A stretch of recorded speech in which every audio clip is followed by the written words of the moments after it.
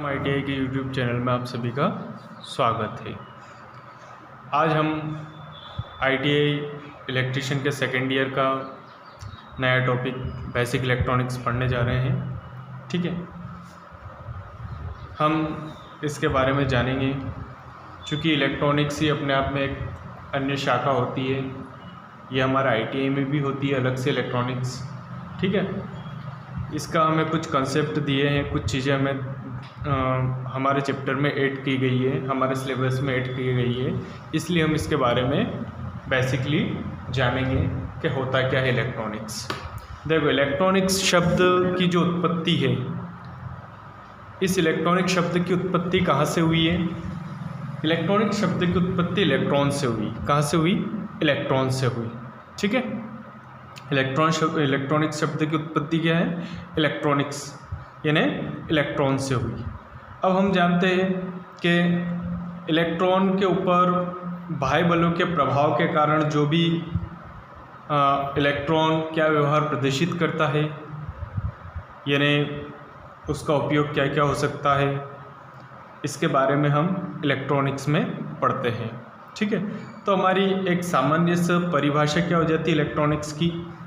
Electronics विज्ञान की वह शाखा है जिसमें हम बाह्य बलों के प्रभाव के अंतर्गत इलेक्ट्रॉन तथा अन्य आवेशवाहक इलेक्ट्रॉन और अन्य आवेशवाहकों के गुणों, व्यवहार एवं अनुप्रयोगों का अध्ययन करते हैं। उसी को हम क्या कहते हैं? इलेक्ट्रॉनिक्स कहते हैं। क्या कहते हैं? इलेक्ट्रॉनिक्स कहते हैं। ठीक है, अब हम आते हैं इलेक्ट्रॉनिक्स में कई प्रकार के इलेक्ट्रिक कंपोनेंट्स प्रयोग किए जाते हैं। ठीक है, जिन्हें हम हिंदी में कहते हैं वैद्युतिक अवयव। क्या कहते हैं? वैद्युतिक अवयव। वैद्युतिक अवयव, अंग्रेजी में इनको कहा जाता है इलेक्ट्रिक कंपोनेंट। क्या कहा जाता है? Electric component. वैद्युतिक अवयव को वैद्युतिक परिपथों के निर्माण में विभिन्न प्रकार के वैद्युतिक अवयव क्या होते हैं? वैद्युतिक परिपथ के निर्माण में विभिन्न प्रकार के अवयवों का प्रयोग किया जाता है, जिनमें कुछ सक्रिय होते हैं और कुछ निष्क्रिय अवयव होते हैं। ठीक है, जिनकी सहायता से परिपथों का निर्माण होता है। अब सक्रिय अवयव क्या होते हैं, निष्क्रिय अवयव क्या होते हैं, इसके बारे में हम आगे पढ़ते हैं। तो वैद्युतिक अवयवों को दो भागों में विभाजित किया गया है। कितने भागों में? दो भागों में विभाजित किया गया है। एक कहलाता हमारा सक्रिय अवयव और दूसरा कहलाता है निष्क्रिय अवयव।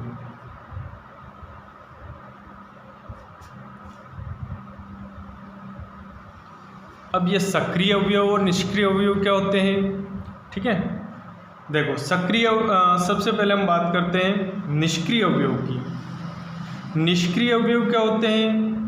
यानी ये केवल परिपथ में सक्रिय अवयवों का सहयोग करते हैं। ठीक है, ये क्या करते हैं? परिपथों में केवल सक्रिय अवयवों का सहयोग प्रदान करते हैं, इसलिए इनको क्या कहा जाता है? निष्क्रिय। यानी ये खुद कुछ कार्य नहीं करते, ना तो वोल्टेज बनाते हैं, ना करंट बनाते हैं, ना ही वोल्टेज के मान में वृद्धि करते हैं, ना ही करंट के मान में कोई वृद्धि करते हैं। ठीक है, केवल इनका काम क्या होता है? ये अवयव केवल ऊर्जा को स्टोर जरूर कर रहे हैं। क्या करते हैं? ये ऊर्जा को स्टोर जरूर कर लेते हैं, इन्हें ऊर्जा को सेव कर लेते हैं, लेकिन ये कभी भी ऊर्जा को ना तो वोल्टेज को कभी बढ़ाते हैं और ना ही धारा को अधिक कर सकने में समर्थ होते हैं, ना ही ये किसी भी सिग्नल की शक्ति के अंदर वृद्धि करते हैं। इसलिए ऐसे अवयवों को हमने निष्क्रिय अवयवों के कैटेगरी में लिया गया है। अब हम इसके पॉइंट टू पॉइंट बात चर्चा कर लेते हैं कि निष्क्रिय अवयव होते क्या हैं। पहला ये है कि ये ना तो किरचॉफ के वे अवयव, ये ओम एवं किरचॉफ के नियम का अनुपालन करते हैं।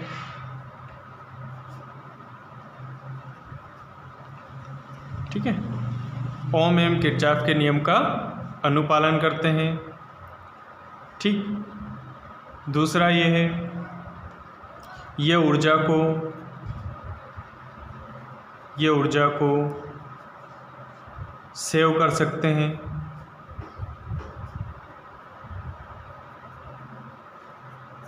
दूसरा काम क्या है निष्क्रिय अवयवों का, ये ऊर्जा को सेव कर सकते हैं। ठीक है, ये वोल्टेज तथा धारा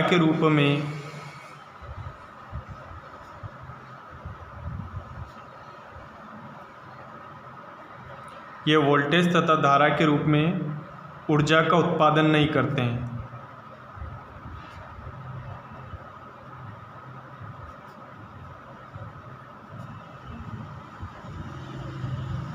ठीक है, ये किसी भी सिग्नल की शक्ति में वृद्धि नहीं कर सकते हैं। ये किसी भी सिग्नल की शक्ति में वृद्धि नहीं कर सकते हैं।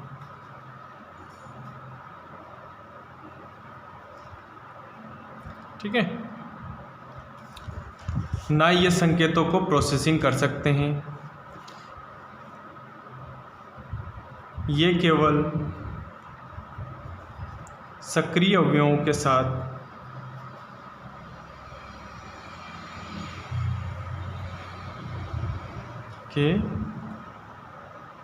ये केवल सक्रिय अवयवों की सहायता जरूर करते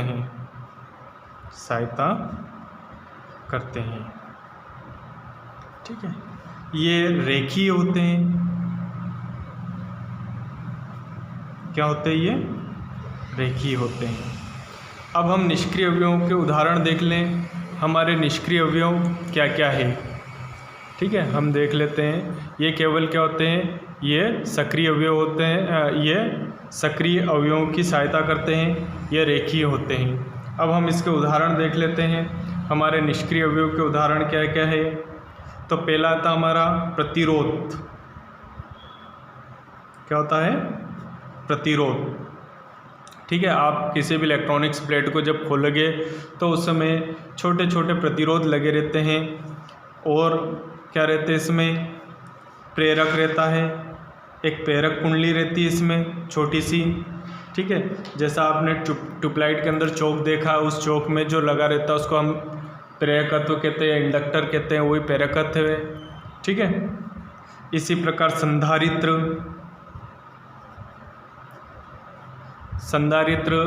आपने पंखे के अंदर भी देखे हैं। ऐसे ही हमारे इलेक्ट्रॉनिक्स के अंदर छोटे छोटे संधारित्रों का प्रयोग किया जाता है। तो ये तो हो गए हमारे कौन से? निष्क्रिय अवयव। अब हम बात करते हैं सक्रिय अवयवों की। सक्रिय अवयव क्या होते हैं? ठीक है, अब हम सक्रिय अवयव की बात करते हैं। तो सक्रिय अवयव जो होते हैं वे ओम के नियम व किरचॉफ के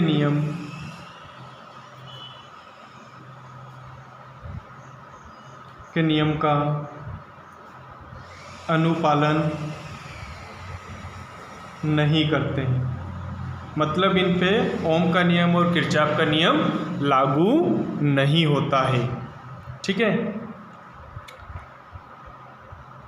अब ये जो पदार्थ होते हैं सक्रिय पदार्थ, ये धारा और वोल्टेज इन और शक्ति, धारा, वोल्टेज और शक्ति, यानी इनका काम क्या होता है? कोई भी पदार्थ अगर इनपुट सिग्नल आता है, अगर वो सिग्नल वीक है तो उस सिग्नल की ताकत, धारा, वोल्टेज आदि में क्या कर देता है? वृद्धि कर देता है। तो ये क्या करता है? ये किसी भी इनपुट सिग्नल की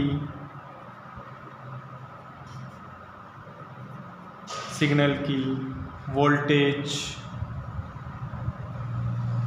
अथवा शक्ति में वृद्धि कर देता है, वृद्धि कर देता है, जिसको हम क्या कहते हैं? प्रवर्धन। क्या कहते हैं? प्रवर्धन। प्रवर्धन यानी बढ़ा देना है, ठीक है, एम्प्लीफाई कर देना, ठीक। ये ऊर्जा को स्टोर नहीं कर सकते, यानी इनके अंदर ऊर्जा को सेव करने की कैपेसिटी नहीं होती है, तो ये ऊर्जा को वोल्टेज तथा धारा के रूप में ठीक है सेव नहीं कर सकते हैं।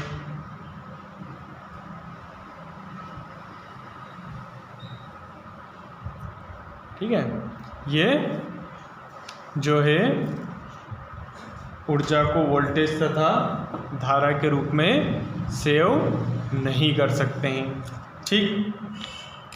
और आगे बढ़ें, आगे देखते हैं और क्या क्या गुण हैं इसके, ठीक। ये रेखीय नहीं होते हैं, ठीक है। ये अवयव क्या होते हैं? ये अवयव अरेखीय होते हैं, मतलब इनका अगर अपन ग्राफिकली रूप देखेंगे तो इनकी जो लाइनिंग होगी, इनका जो ग्राफ बनेगा वो रेखीय कभी भी नहीं होता है, तो ये अरेखीय होते हैं, ठीक है। ये हमारे कौन से? सक्रिय अवयव। अब हम सक्रिय अवयवों के उदाहरण के बारे में पढ़ते हैं। सक्रिय अवयव होते क्या क्या हैं, कितने प्रकार के सक्रिय अवयव होते हैं, ठीक है। हम आगे सक्रिय अवयव को पढ़ते हैं। अब हम देखते हैं सक्रिय अवयव। देखो, वैद्युतिक अवयव दो प्रकार के हुए, सक्रिय और निष्क्रिय। इस प्रकार सक्रिय अवयवों को भी हमने विभाजित किया है, सक्रिय अवयवों को भी विभाजित किया गया है, ठीक है। इनके हम उदाहरण के रूप में देख लेते हैं सक्रिय अवयव होते क्या क्या हैं, ठीक है। तो सक्रिय अवयव दो प्रकार के होते हैं। कितने प्रकार के होते हैं? दो प्रकार के। एक अर्धचालक प्रकार का, अर्धचालक प्रकार का, और दूसरा होता है ट्यूब प्रकार का। दूसरा कौन सा होता है?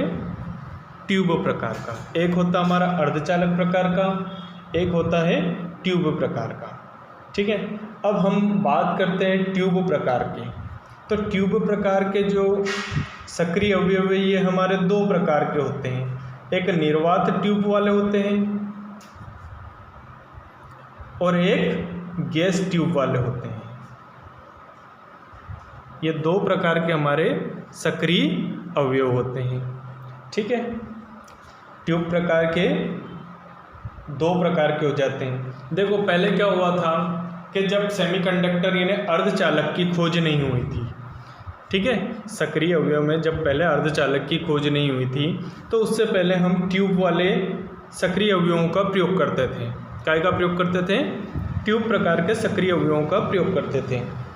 इसमें क्या होता था कि एक तो हमारा जो उपकरण बनता था, जो हमारा परिपथ बनता था, उस परिपथ का आकार बहुत बड़ा हो जाता था, ठीक है। उस कैपेसिटी ज़्यादा लेता था, स्थान ज़्यादा घेरता था, ठीक है। उसकी लागत भी बहुत ज़्यादा होती थी। और जब अर्धचालक की खोज हुई तो धीरे धीरे ट्यूब का जो है कार्य वो ख़त्म हो गया। उसका स्थान किसने ले लिया? अर्धचालक ने ले लिया। अब इसका मैं आपको एक उदाहरण देता हूँ कि पहले कंप्यूटर, शुरुआत में कंप्यूटर का निर्माण हुआ था तो पहला कंप्यूटर बनाया गया था एक कमरे के आकार का। कमरे के आकार का कंप्यूटर क्यों बना था? हालांकि वो पूरा कंप्यूटर हमारा इलेक्ट्रॉनिक्स पर था। किस पे था? इलेक्ट्रॉनिक्स पर था, लेकिन उसके बड़ा बनने का कारण क्या हुआ? क्योंकि उस समय ट्यूब जैसी डिवाइसें यूज़ की गई। ट्यूब, सक्रिय अवयव ट्यूब जैसी डिवाइसें प्रयोग की गई, जिसके कारण उसका आकार बहुत बड़ा हो गया था। अब आजकल हम देखें छोटी छोटी चीज़ें बन गई, छोटे छोटे गैजेट बनने लगे आजकल, ठीक है।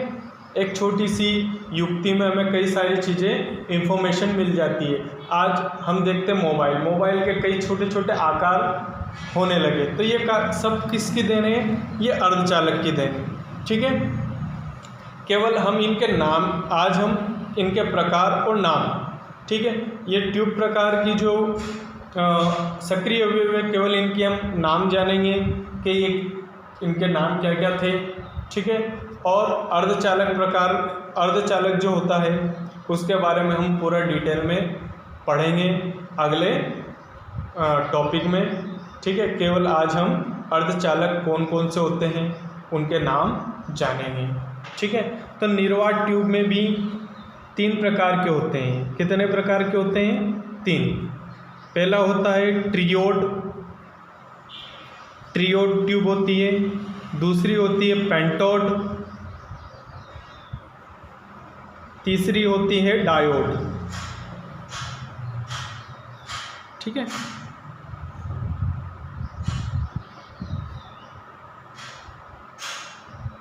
इसी प्रकार गैस ट्यूब 2 प्रकार की होती है। एक डायोड होती है और एक होती है थायरोट्रॉन। कौन सी होती है? थायरोट्रॉन।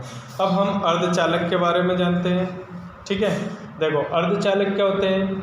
वे पदार्थ जो सामान्य ताप पर तो कुचालक की तरह व्यवहार करते हैं और ताप बढ़ाने पे एक सुचालक की तरह व्यवहार करते हैं, वह कहलाते हैं हमारे अर्धचालक। इसके बारे में हम आगे पूरा विस्तार में पढ़ेंगे।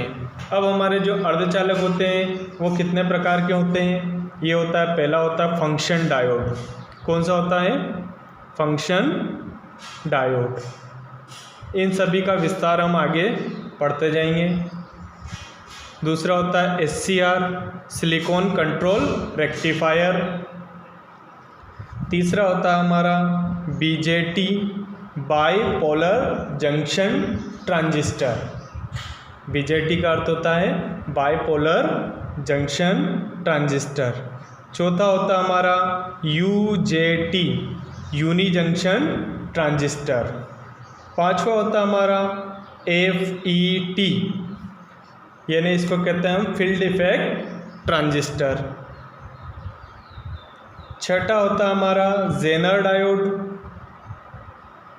छठा होता है हमारा जेनर डायोड। सातवां होता है हमारा टनल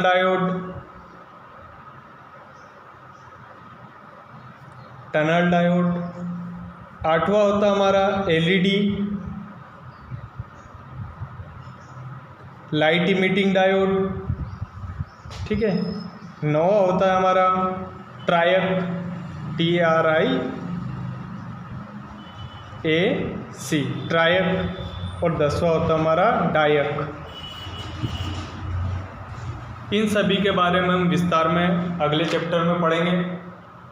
अगले वीडियो में हम सभी के बारे में विस्तार में पढ़ेंगे।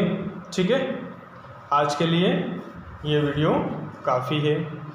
अगर इसमें कोई चीज़ समझ में नहीं आए तो मुझे पर्सनली कमेंट करके पूछ सकते हैं।